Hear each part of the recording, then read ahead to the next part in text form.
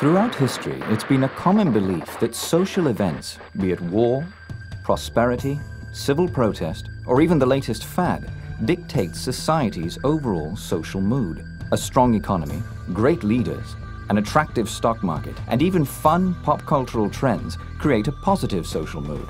Conversely, a bad economy, inept leadership, an asthmatic stock market, and disturbing pop cultural trends create a negative, fearful social mood. At least, that is the presumed cause and effect relationship.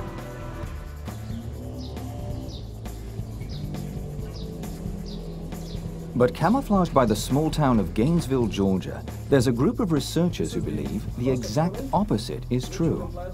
The Socjonomika Institute hypothesized that social mood determines the character of social events, not the other way around. So a positive, upbeat society creates a strong economy, makes leaders appear talented, generates the desire to buy stocks, and produces happy pop cultural trends, while a nervous, fearful society creates a recession, makes leaders appear inept, goes to war, and produces negative themes in popular culture. And if that isn't radical enough, this seeming paradox in cause and effect can be linked not only to facts of human psychology, but even to biological principles found in the natural world. The Institute believes that these social mood trends follow a discernible pattern, a pattern that involves repetition and thus a degree of predictability. A pattern that the Institute believes could prove to be history's hidden engine. For answers, we begin with R.N. Elliott, who pioneered this research in the 1930s and 1940s. R.N. Elliott was a corporate accountant who specialized in financial restructuring, took an interest in the stock market, and began a detailed investigation. Elliott identified an overall pattern to fundamental market movement. The pattern occurs over and over again in the markets. Soon he realized that if you can identify where you are in the pattern, then you can predict where prices are likely to go next. The basic pattern unfolds in 5 waves. The 3 waves in the direction of the main trend are labeled 1, 3, and 5, which are separated by 2 interruptions labeled 2 and 4. The essential form, then, is 5 waves of net movement in the direction of the one larger trend, followed by 3 waves of net movement against it, progressing in 3 steps forward, 2 steps back. Elliott further observed that these patterns were the same, regardless of scale. The smaller versions linked to form larger ones, and so on. Bob Prechter became involved with Elliott's wave principle in the 1970s. I'd been investigating methods of market analysis for quite some time.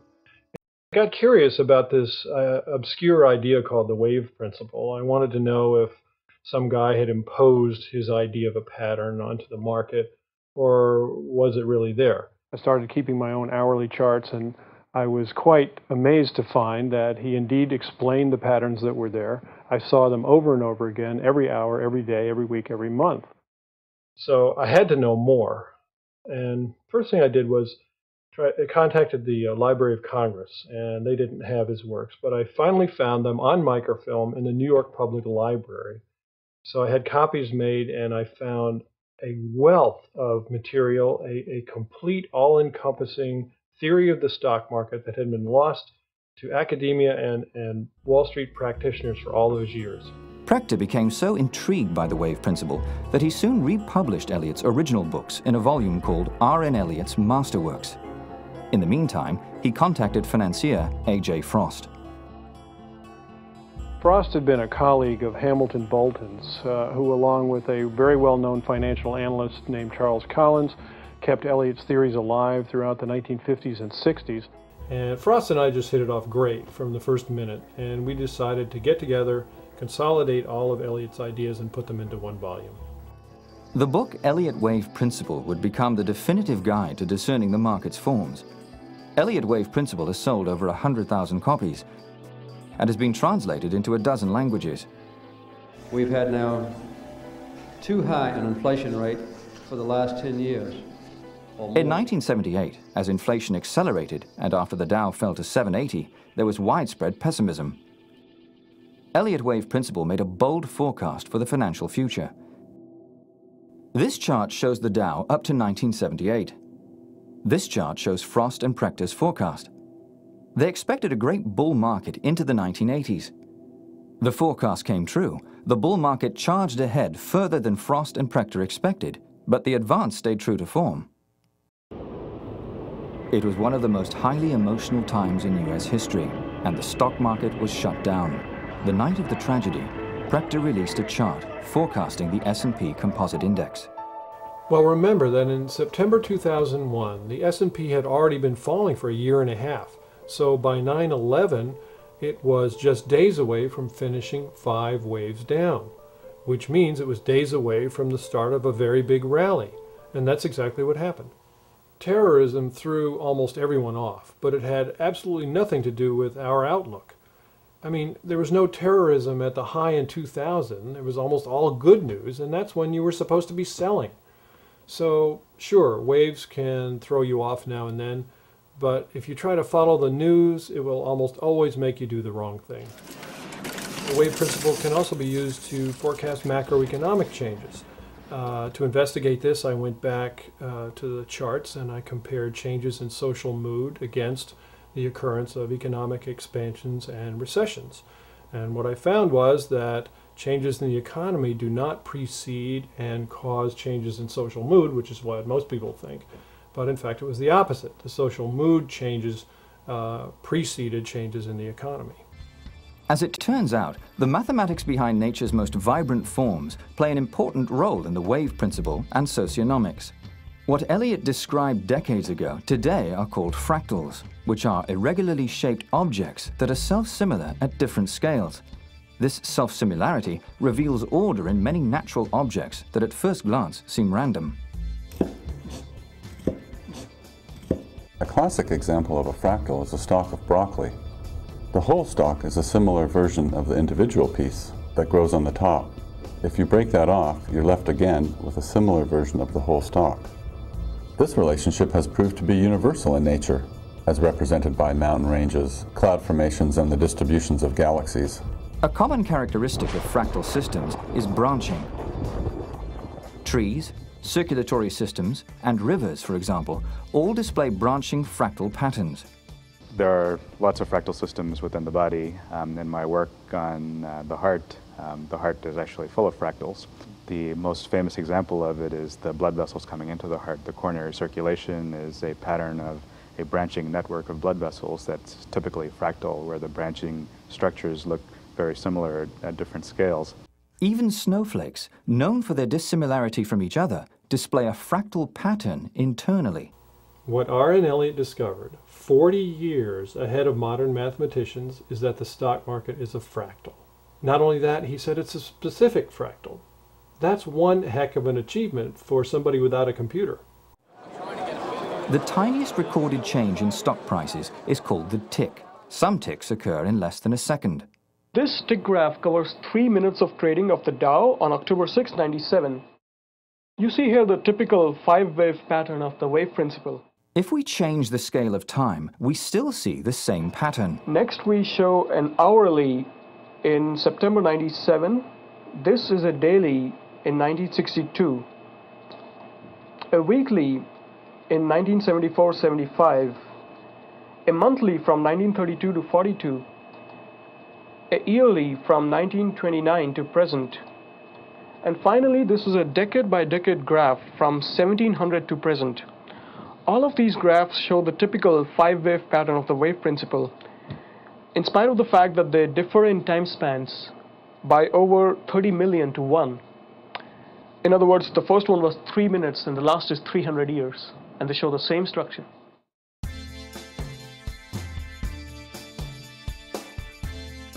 A fractal is not the only ubiquitous natural phenomenon whose essence is its form. Another is the spiral.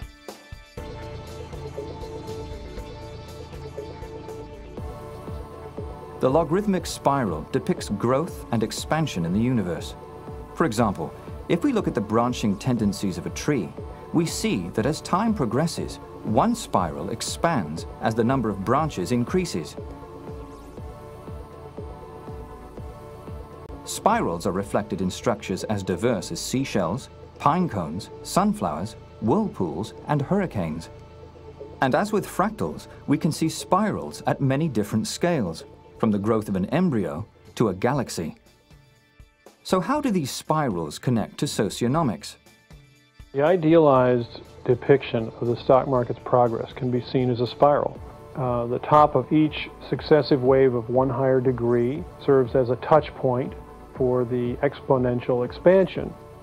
And pretty soon it begins to look like the pattern of a hurricane or galaxy. Now, what are stock prices? They are humanity's valuation of its own productive capacity. So human progress and regress form one of nature's growth patterns. Fractals and spirals reveal an underlying order within many structures that on the surface seem chaotic. Progress and growth seem to occur naturally by these forms. But there could be an even more intimate connection to nature. In the 13th century, a mathematician named Leonardo Fibonacci discovered an important number sequence.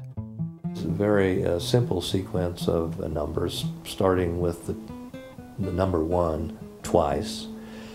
Each succeeding number in the sequence is the sum of the 2 preceding ones. So the sequence goes 1, 1, and 2, and 3, and 5, and so on.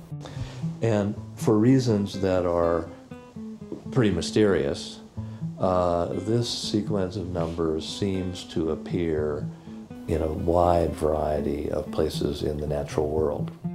R.N. Elliott observed that the fractal he called the wave principle was built according to the Fibonacci sequence of numbers, which is governed by a ratio called the golden mean, or phi. The ratio of any two conjugative numbers in this sequence approaches phi. That is an irrational number, which is approximately 0.618. If you look at the Elliott wave patterns, these patterns involve a certain number of waves called impulse waves and corrective waves. Each type of wave, when broken down into its components, reproduces the Fibonacci sequence as the degrees of subdivision increase.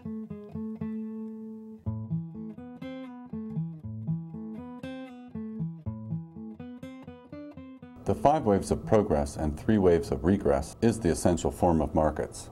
If there were no fluctuation, there would be no change. So you need at least 3 waves to get fluctuation. Therefore, the 5-3 pattern is the most efficient way of achieving both fluctuation and progress. Nature is efficient, and this pattern is no exception. The importance of the Fibonacci sequence in nature, just like the importance of fractals and spirals, is its ability to create a robust and efficient method of growth. There's a wealth of biological, psychological, and sociological evidence that supports the connection. For example, the Fibonacci sequence is in flower head arrangements.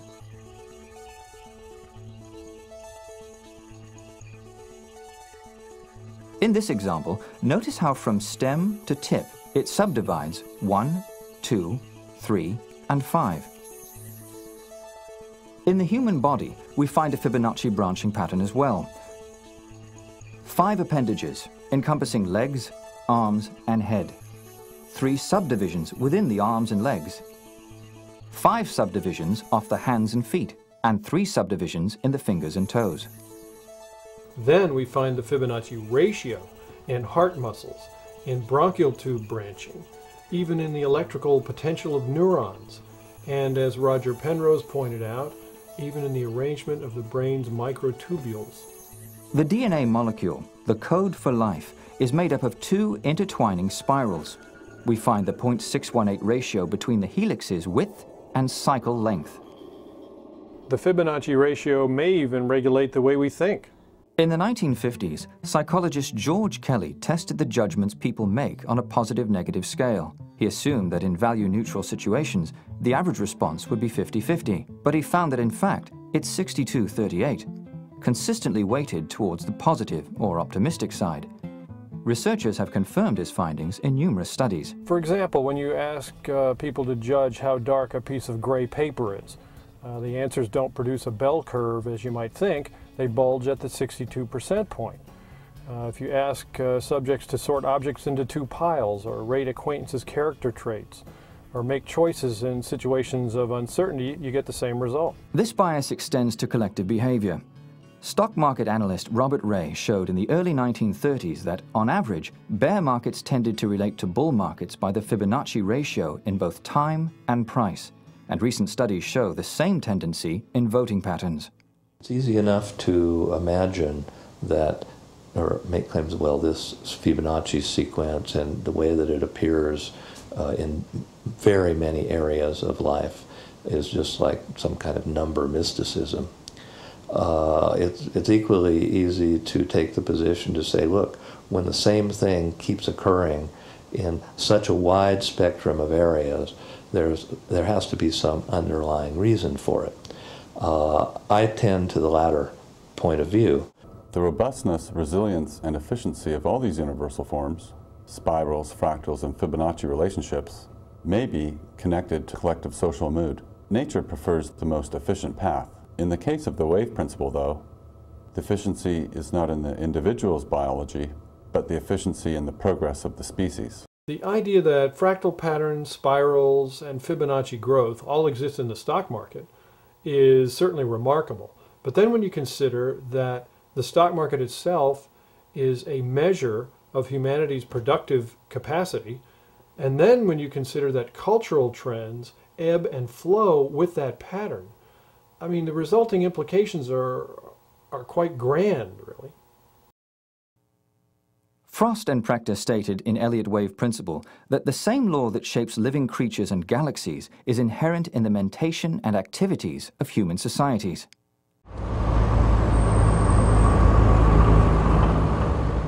The wave principle reveals that the human social experience derives from the tension between the opposing forces of progress and regress. Its ruling ratio is phi, the same ratio that rules branching fractals and spirals in nature. So this is one of nature's fundamental arrangements. But there is still one key element to explore. That is, an understanding of why human interaction accommodates the wave principle. The wave principle says markets are pattern. Well, whatever causes that pattern to be so very well defined in form is probably also pattern. But why were they patterned? Why do people buy and sell stocks? Why do they listen to certain music? Why do they do all of the things that make these patterns apparent? To answer these questions, Prechter gathered the latest studies on the psychological aspects of human social behavior. And what he found was that scientists had been increasingly describing an unconscious impulse in humans that is commonly associated only with lower animals: herding. The herding theory is a very important concept within the psychology of investing. I see much evidence that it's true, going back to the idea of why do people behave in a crowd all together rather than thinking independently. People have a sense of belonging when they're in the herd. It's much more comfortable to go with the crowd than it is to take a contrarian or independent point of view. So from an emotional standpoint, if you buy the stock that everybody else is saying is great, you're going to be comfortable, especially when it's going up. To make a more independent decision is going to cause you some anxiety. There's a column called Herd on the Street, H-E-A-R-D, and professionals often refer to it as herd, H-E-R-D, because we in the business know that that's the way we act at times. We also follow the experts on the stock market, even though good research has shown that the experts are really wrong most of the time. There have been studies, very profound studies, checking, for example, the independence versus dependence between analysts. They are very much saying the same thing. They are always calling friends, colleagues, okay, what do you think about this? Trying to take the temperature of the feelings. And so this means clearly that the decision that a stockbroker or an investor is making on the market is not, an isolated fact. It's linked with the decision with the other. Why do we have a herding impulse? Research has shown that herding could be an instinctual process governed by the primitive areas of our brains. Dr. Paul MacLean's triune brain theory hypothesizes three separate parts to our brain. Paul Montgomery was the first market analyst to link a theory of the segmented human mind to pattern group behavior. The triune concept suggests that the human forebrain is best understood as consisting of a hierarchy of three fundamentally distinct brain systems. Now, these three neural systems, the reticular or reptilian complex, the limbic system, and the neocortex, are all radically different one from the other, both in form and function. Nevertheless, the three are also highly interrelated. Now, this being the case, it appears that much human behavior can be explained only as a product of three radically different minds: our primal mind, our emotional mind, and our rational mind. One part of the brain is the spinal cord, the midbrain, and the cerebellum, which is the primitive brain and the seat of most of the functions that have to do with basic life. For example, breathing resides there. That part of the brain controls herding behavior, flocking behavior, schooling behavior in fish. The limbic system is the part of the brain that contains emotions and does connect us to some lower animals and includes structures such as the thalamus and the amygdala and the hippocampus. The thinking done by the primitive brainstem and the limbic system is not irrational, it's pre-rational, primitive, aimed at survival in a primeval setting. Fleeing, fighting, acquiring, herding, these are all unconscious impulses aimed at survival. Now, what's more is that several scientific studies show that the limbic system is faster than the neocortex. It also regulates the amplitude of emotions so that an intense emotion can drown out rational thought. We can see from an evolutionary standpoint why that's a desirable thing, because there are times when somebody doesn't need to stop and think about the danger, but instead to immediately act or react. It's also disassociated from time, so whatever that part of the brain wants, it wants now. But from an investment standpoint, the limbic system is not helpful. It's clear that emotional factors in the stock market play a major role, and that the development of the brain is such that the connections between the cortex and the limbic system is to a certain extent disconnected, and that at moments of panic and moments of fear, that the limbic system takes over, and it's those things that determine the decisions at that time. Therefore, when people panic in the stock market, they're making their decisions primarily on an emotional level, not on the kind of rational level that we would think. But on October 29, Black Tuesday, the bottom dropped out. Some believe that the herding patterns of investors on Wall Street lead to financial crashes. There is a collective behavior, people not knowing it, but do things that leads to a global behavior of the stock market, which is cooperative. One of the consequences of the cooperative phenomenon is the creation of a critical point. What is a critical point?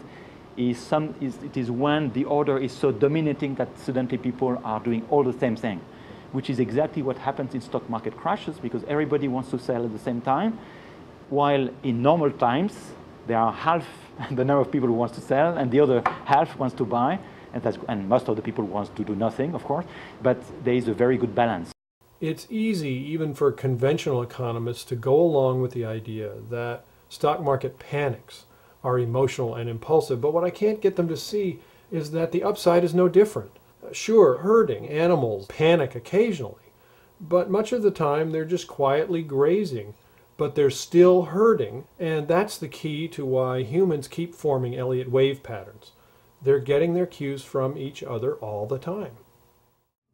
I wish to reaffirm America's commitment to the Atlantic Alliance. If we accept the wave principle, then we must concede that society, through government for example, cannot control or direct the social mood or the economy or even its own proclivity for peace or war. This conclusion seems hard for many people to accept. Some people react to the wave principle with mild annoyance because it challenges the idea that human directors, such as politicians or central bankers, can control collective behavior and our social future. I'm also not trying to pull the party to the left or the right or leave it alone. I'm trying to push it into a new future, which I think is what all the American people want. We want to shut down government in general, full stop. I don't think any person or agency can change social mood trends. But as an individual, you can act on your conclusions And in the most extreme circumstances, you can harness the crowd to your benefit in a big bull market, for example, or get out of harm's way in a big social mood decline. To put it succinctly, it can make you rich or save your life. Dr. Wayne Parker is director of the newly formed Socjonomics Foundation. The standard social science model treats man as a completely rational being, almost like a calculating machine, responding to external events with rational decisions, always in its own best interest. But we socionomists see man as a fundamentally rational and non-rational creature, acting both consciously and unconsciously. So in our view, it's really more useful to view man as an evolved biological organism with complex motivations, rather than simply as a passive reactor to external forces. The wave principle describes a hidden engine of social experience that's both necessary and good, whether we like its current expression or not. The point is that living systems require setbacks to flourish. Now, the wave principle assures us that the setbacks are temporary and that the long-term trend of human progress is upward. I think that's a comforting message.